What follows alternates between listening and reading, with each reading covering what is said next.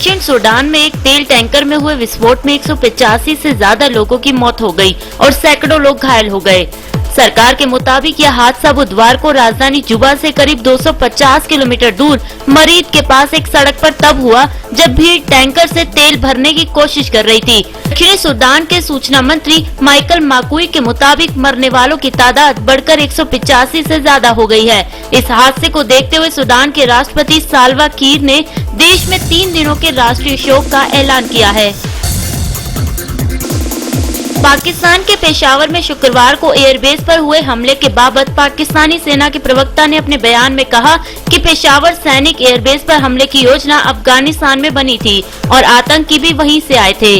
उन्होंने कहा कि हमले में वायुसेना के 23 और थल सेना के 3 जवानों की मौत हो गई। इसके अलावा 4 अन्य लोग भी हमले का शिकार हुए जो कि वायुसेना में नागरिक पदों पर काम करते थे। एक प्रेस वार्ता में मेजर जनरल असीम बाजवा ने कहा कि यह हमला अफगानिस्तान से ही नियंत्रित किया गया था।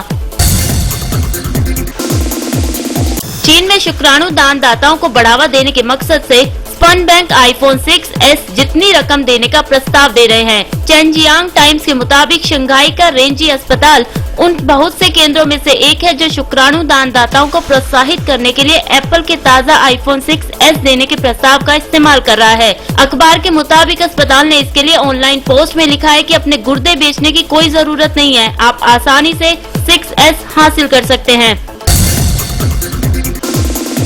जापान की संसद ने अपनी सेना को विदेशों में जाकर लड़ने की मंजूरी देने वाले विवादित कानून को पारित कर दिया। हालांकि संसद से लेकर सड़क तक पर सरकार को इस कानून के विरोध का सामना करना पड़ा। गौरतलब है कि द्वितीय विश्व युद्ध के बाद पहली बार ऐसा हुआ जब जापान के सैनिकों को देश से बाहर जाकर लड़ने की इजाजत मिली है। उधर इस कानून के आलोचकों का कहना है कि जापान इसकी वजह से गैर जरूरी युद्धों में उलझ सकता है।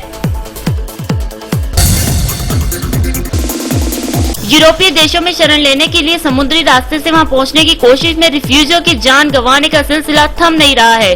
सभी के दिलों को झकझोर देने वाली वो पिक्चर्स आज भी लोगों के जहन में है जिसमें 3 साल के आयलान का शव नदी तट पर पड़ा था। अब एक 4 साल की सीरियाई बच्ची का शव पश्चिमी तुर्की के तट पर मिला है। यह बॉडी इज़मिर प्रांत के अगीन कस्बे के तट पर मिली। खबरों के मुताबिक तट के करीब ही 15 सीरियाई रिफ्यूजियों से भरी नाव डूब गई थी।